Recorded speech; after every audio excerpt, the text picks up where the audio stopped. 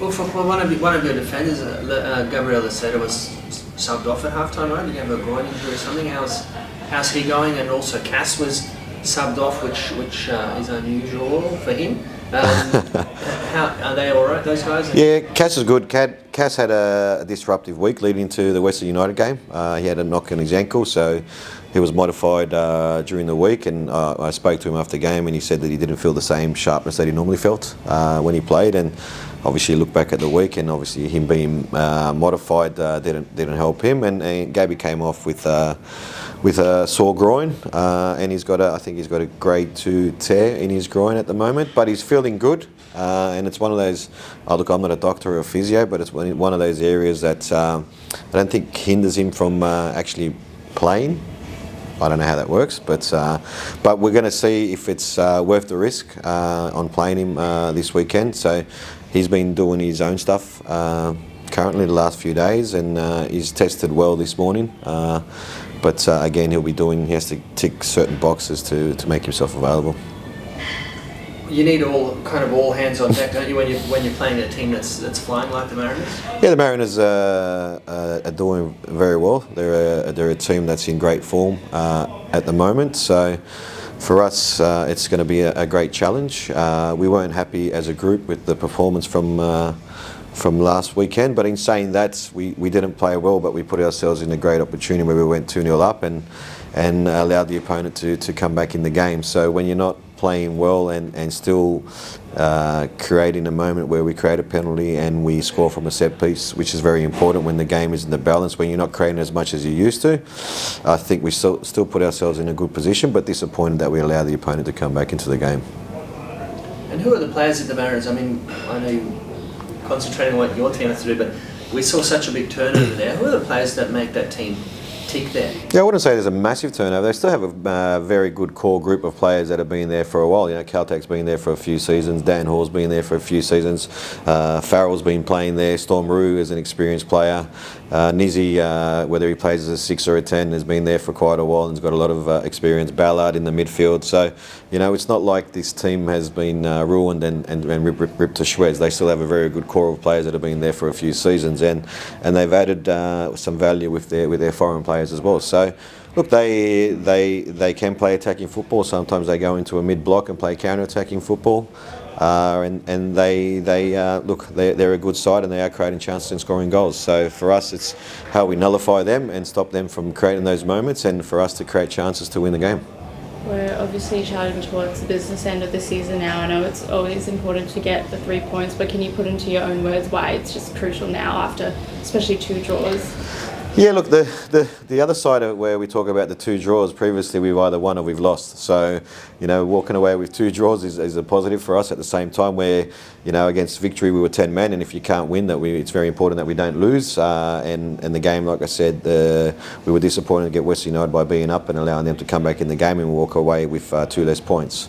But for us, I believe that we missed 2 great opportunities the last 2 weeks to push ourselves even further up the table, and we get an opportunity to do it again this weekend.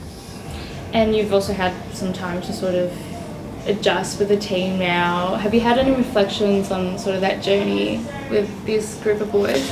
Look, for me, the boys have been fantastic. The intent and the application has been great. They're not always going to get it right. There's going to be mistakes that happen, and for me, they're learning moments.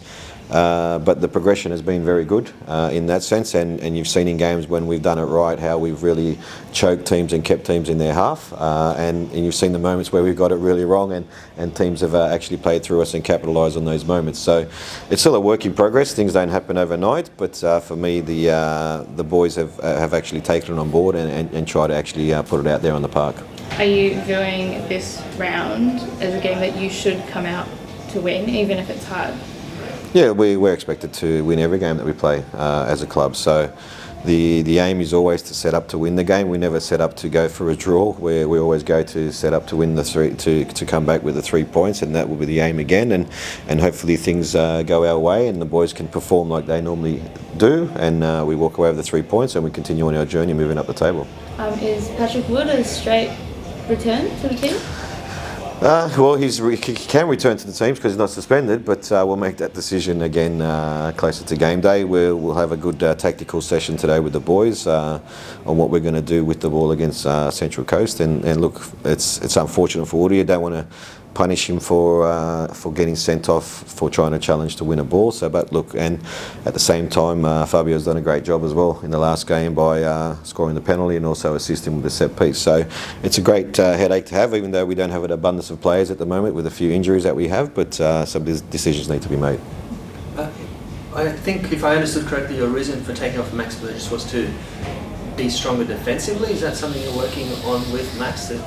Yeah, we had a great discussion this week with Max, one-on-one. So for me, it's very important, obviously, what we do with the ball and how we influence the opponent when we do have the ball. But the way that we play, we want to press, and we need high pressure on the ball, and it's very demanding on the players to be able to do that. And Max has obviously come back from injury, got some game time as a substitute, and now we've given him some game time. Obviously where he's played a full fixture as well. So, and the thing is that the players need to know that they need to maintain it through the whole game, because the defence doesn't start from the back line. It starts from the front all the way through to our goalkeeper. And if players aren't able to maintain it, then I need fresh legs on the park, and that's why we make changes. Speaking of fresh legs, do you see an advantage with the Mariners having to go to Wellington midweek and come back?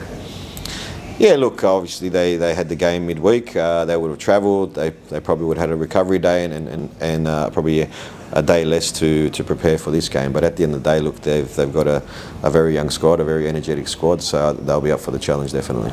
There was that controversial finish in the Bulls-Wanderers match the other day. Is goal line technology something you think we need in the league?